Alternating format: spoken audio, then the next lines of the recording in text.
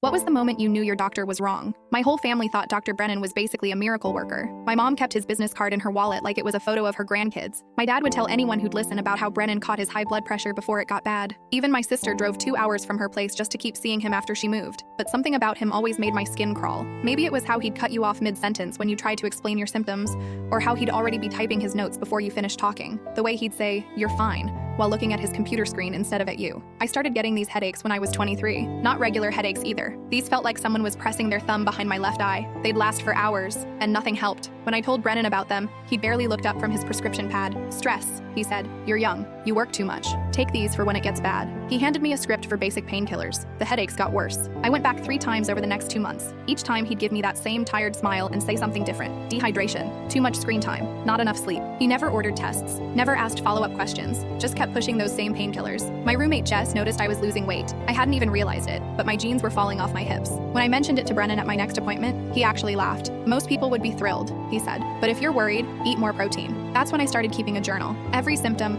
every dismissal, every appointment where he spent more time talking about his golf game than examining me. The headaches were happening daily now. I was dizzy all the time. My vision would blur randomly. Still, Brennan insisted it was anxiety. One Thursday, I was in the waiting room early for my appointment when I heard Brennan through the thin walls talking to his nurse. "The Campbell kid is here again," he said. That was me. Another headache complaint. "I swear these young people Google one symptom and think they're dying. Bill her insurance for the full consultation, but I'll be in and out in 5 minutes." My stomach dropped. 5 minutes. That's all my health was worth to him. That afternoon, I called around until I found a walk-in clinic that would see me the same day. The doctor there, Dr. Phillip, actually touched my head. She looked in my eyes with a light. She asked me about the headaches, when they started, and what made them better or worse. Then she said something that made my blood run cold. "Has anyone ordered an MRI?" she asked. "These symptoms you're describing, especially with the vision problems, we need to rule some things out immediately." She made the referral that day. The MRI was scheduled for the following Monday. I didn't tell anyone, not even my parents. I just went. The technician was nice. She kept saying everything would be okay, but her face looked worried. 2 days later, Dr. Phillip called me herself, not her nurse. "You need to come in," she said. "Bring someone with you." I brought Jess.